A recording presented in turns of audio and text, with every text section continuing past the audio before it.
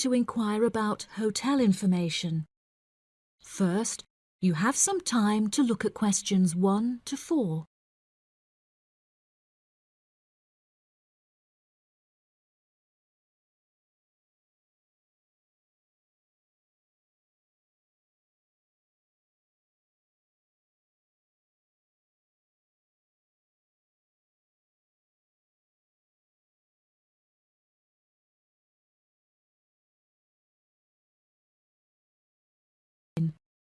You should answer the questions as you listen because you will not hear the recording a second time.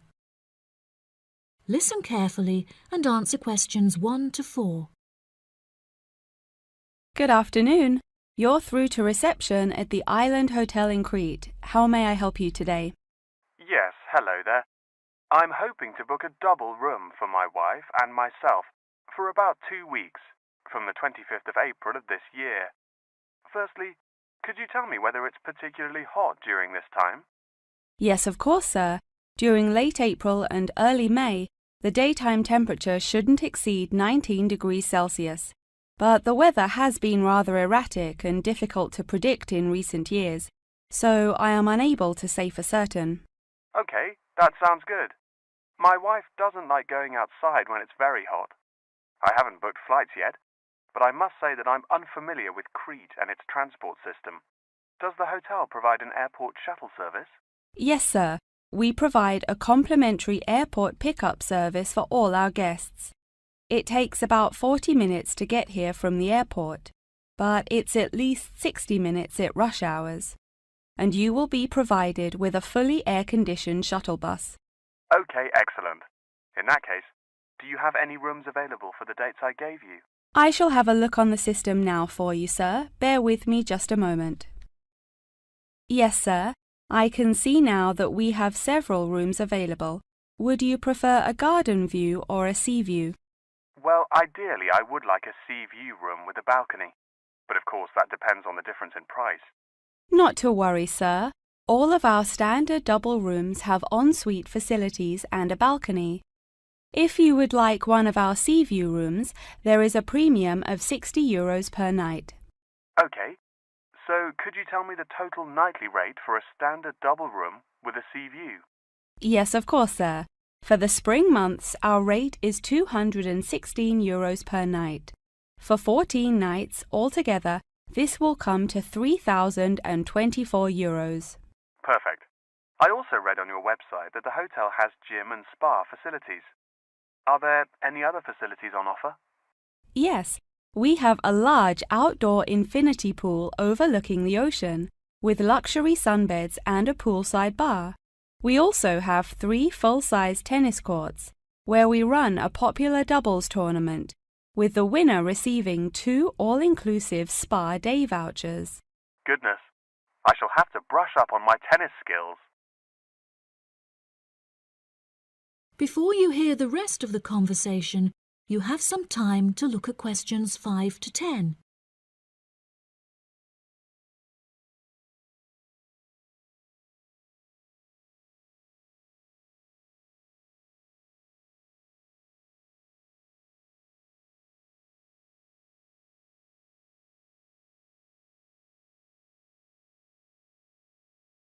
Now listen and answer questions 5 to 10.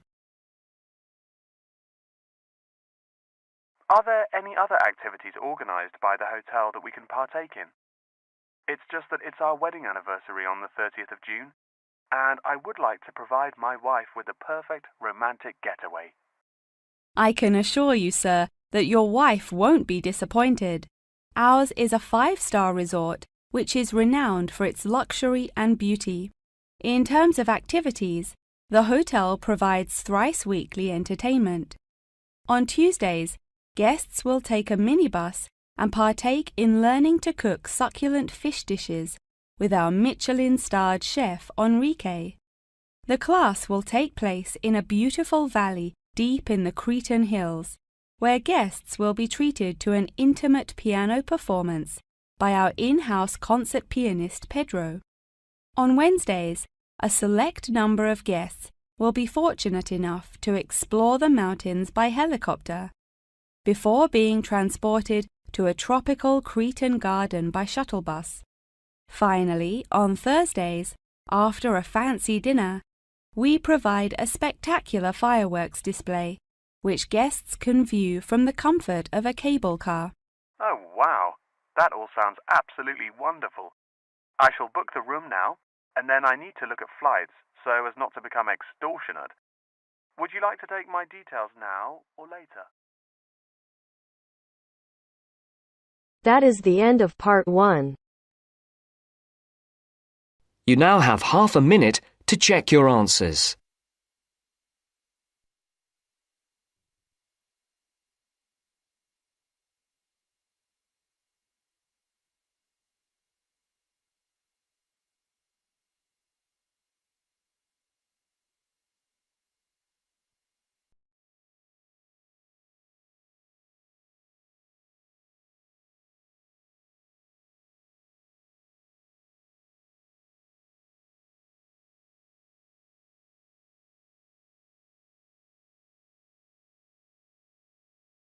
Now turns to part 2. Part 2. You will hear a tour guide giving a talk about a relaxation centre. First, you'll have some time to look at questions 11 to 14.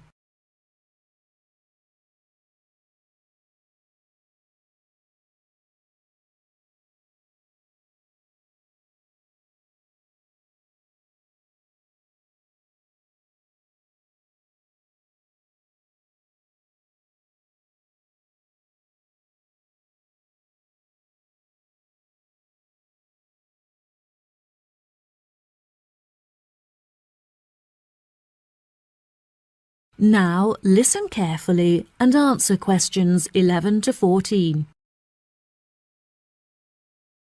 Hello everyone, my name is Sally.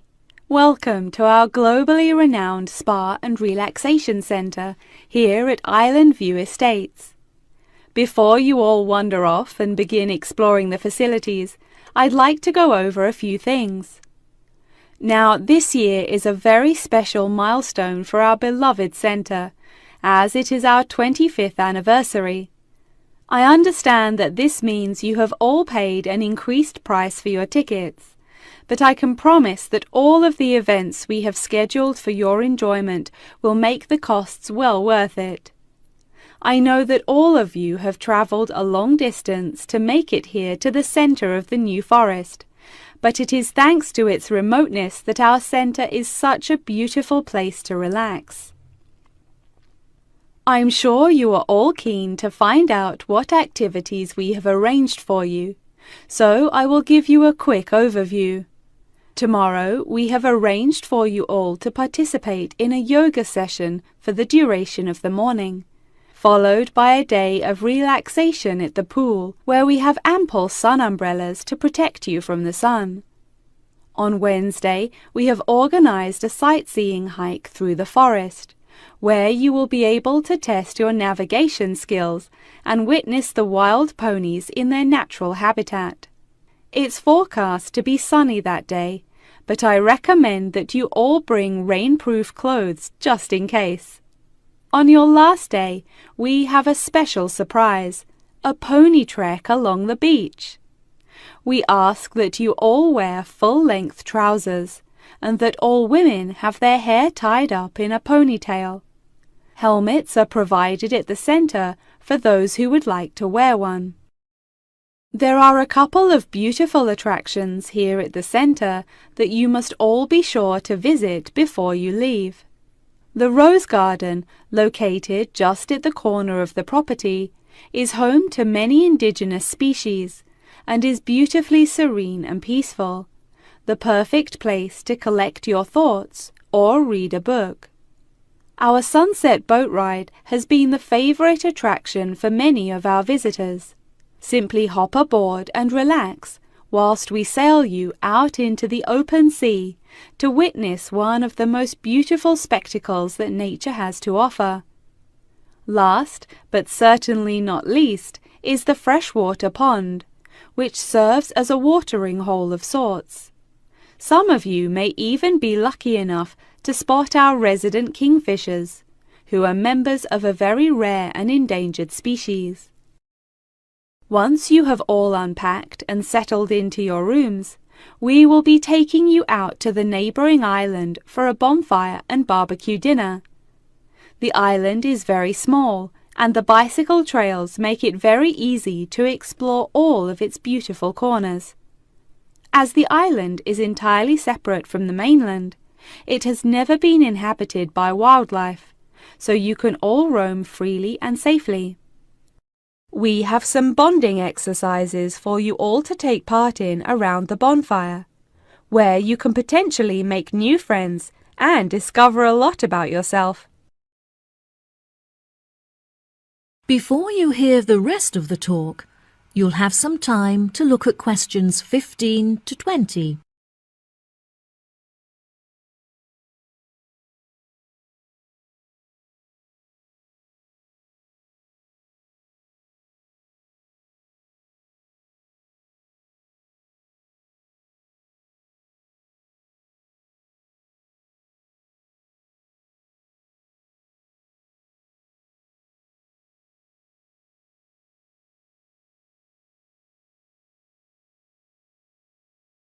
Now listen and answer questions 15 to 20.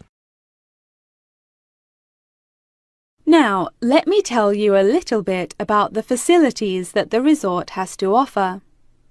For those of you keen on indulging in a little bit of retail therapy, just wander along to our tourist centre, where we have a wide selection of presents on sale at reasonable prices. If you are feeling more drawn to the natural surroundings and scenery, I recommend that you take a trek up the mountain, where you can enjoy the panoramic outlook from the peak.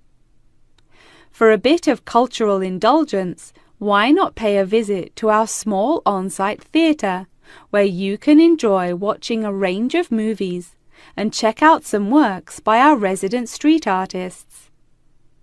Just a 10-minute walk down the road is the local art museum, where you can roam around the sculpture courtyard or admire the many artworks on display. Here at the resort, we are incredibly lucky to be located right next to a nature reserve, where many species of endangered wildlife live in the pond. Just on the bank is a small hut where visitors can observe the fish and birds in their natural habitat. Now, if any of you are interested in history, you have the very interesting opportunity to visit the ancient building at the south side of the grounds. The building is now a museum. However, it originally served as a jail for those charged with crimes of treason against the royal family. Well, that just about rounds it up. Now, if anyone has any questions? The end of part 2. You now have half a minute to check your answers.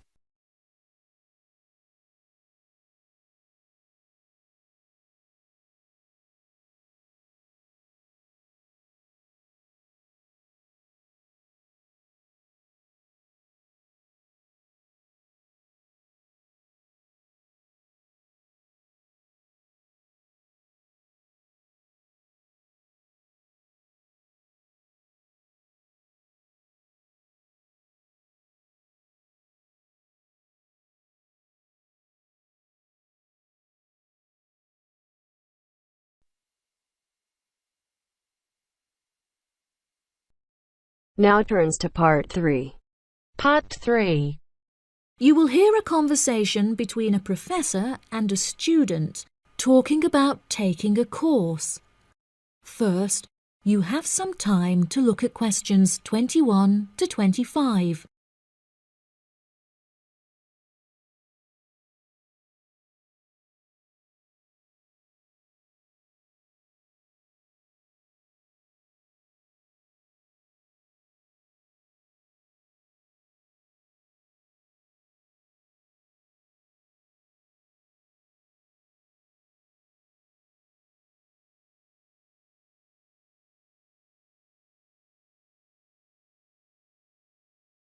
Now listen carefully and answer questions 21 to 25.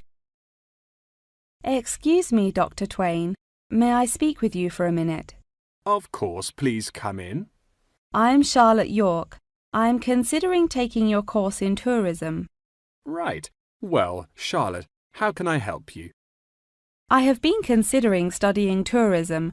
However, it is such an important decision that I would like to seek some advice about it first. Would you mind answering some of my questions? Absolutely. Fire away. Well, I have been discussing courses with my parents, and they are concerned that I will not be able to get a well-paid job with a degree in tourism.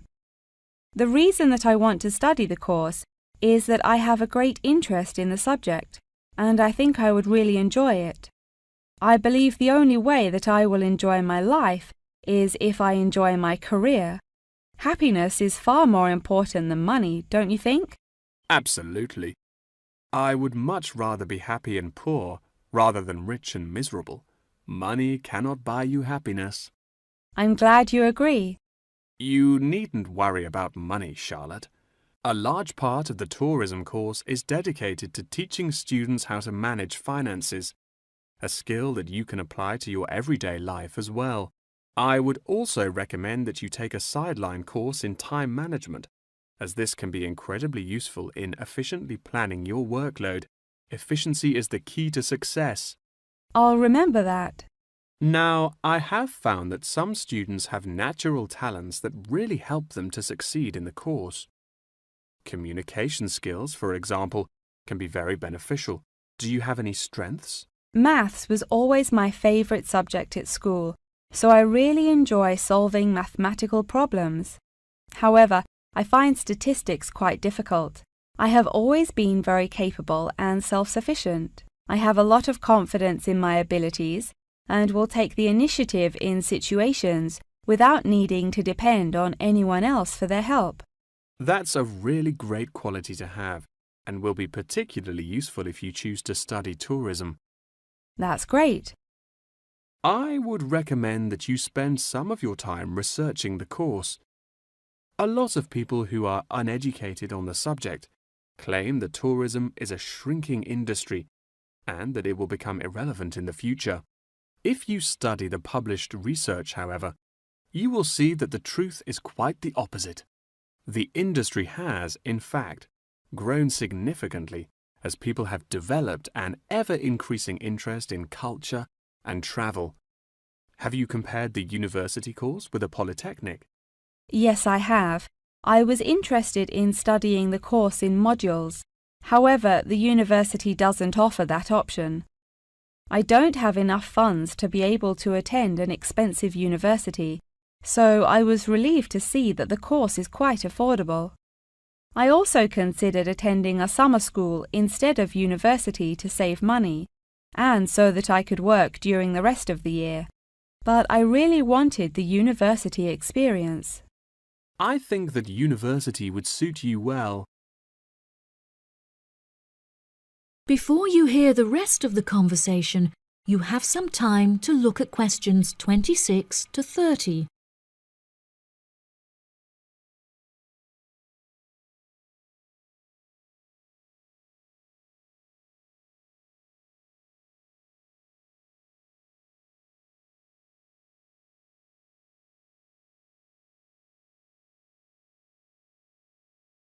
Now listen and answer questions 26 to 30. Now, what about the courses? Are you interested in any of the other subjects on offer? I have looked at a few. I was interested in travel and business as it sounds similar to tourism. That is really worth learning. However, be aware that it is difficult and will demand a lot of your time. Okay, that's good to know. You might find that Japanese is an interesting course and it will teach you valuable skills in speaking the language. Personally, it's not bad and could be of some help, but not that much. Okay, Japanese. Got that. What about medical care? Well, if you have time, the course will teach you a lot about curing diseases and illnesses or dealing with injuries outside, although it's not essential. So, okay, if it's useful, I'll take it. If you enjoy using technology and are worried about fulfilling the entry requirements, computing is very relaxed about the skills that applicants must possess. I'm terrible with computers, so I'm not sure that I would enjoy that course. How about public relations? Yes, I would recommend that course. It would be related to entering the tourism industry, as it will educate you on how to approach clients and develop associations with them. That's great. Thank you so much for your help. That is the end of part 3. You now have half a minute to check your answers.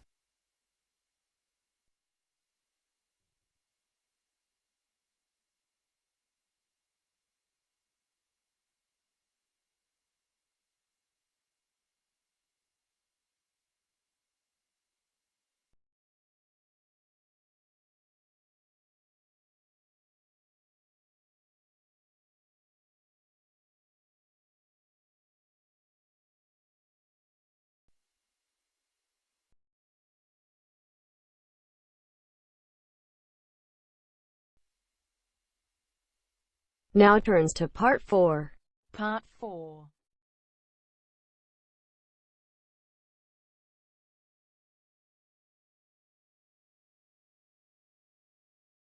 You will hear a talk about a research project on the tiger shark. First, you have some time to look at questions 31 to 40 on pages 7 and 8.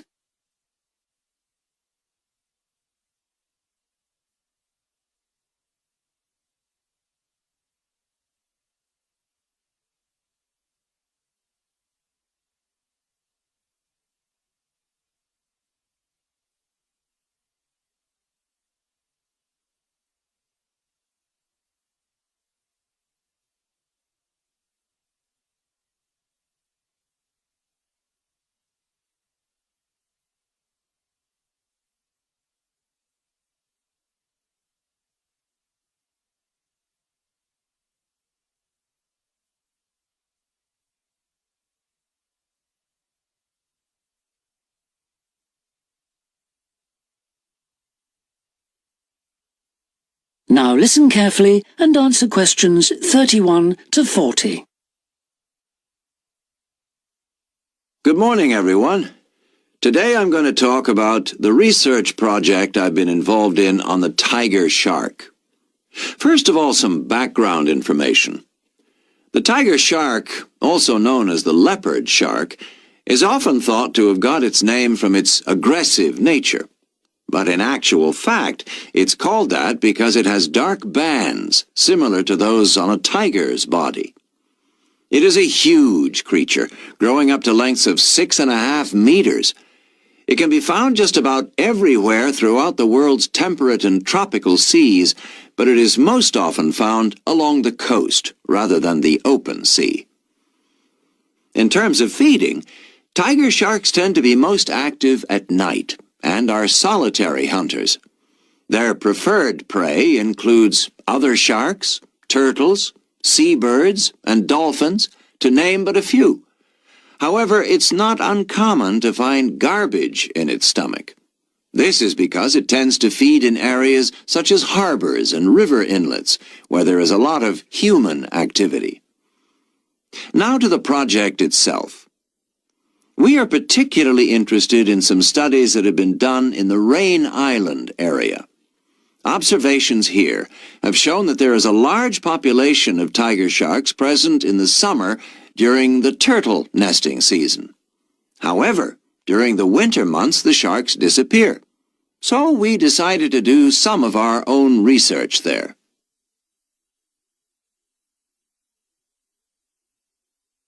The first step was to tag a number of sharks so that we could follow their movements. To do this, we first needed to catch the sharks. Early in the morning, we baited lines with large bits of fish and set them in place. These lines were then checked every 3 or 4 hours. If no sharks were caught, the baits were replaced. Once a shark had been caught on one of the baited hooks, it was pulled in close to the boat and secured so that we could carry out a number of brief activities to aid our research. This usually took no more than about 10 minutes and was carried out as carefully as possible to minimize any stress to the shark. Each of the tiger sharks that we caught was measured and fitted with an identification tag, and also a small amount of tissue was taken for genetic studies. For some larger sharks over 3 meters long, we also inserted into the belly a special acoustic tag capable of sending satellite signals, while on other large sharks we attached a camera to the dorsal fin to enable us to study the behavior and habitat use of the sharks. After this, the shark was released, and we were able to follow its movements. So what was the purpose of all this tagging?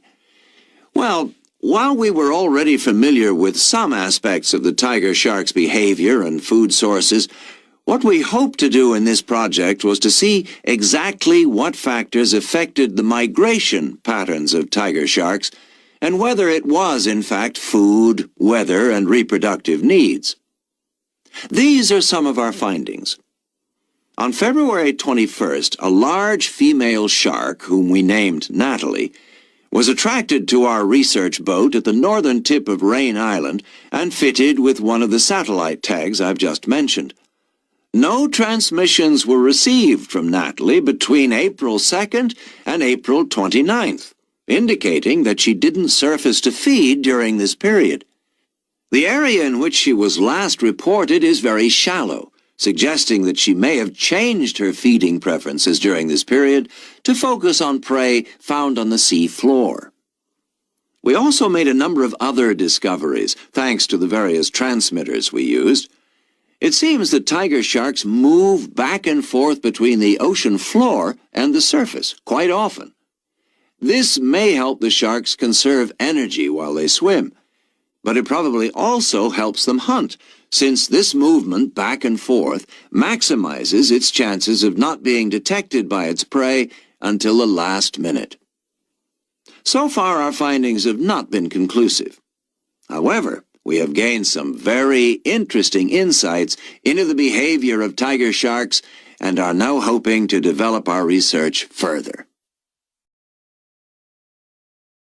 That is the end of part 4. You now have half a minute to check your answers.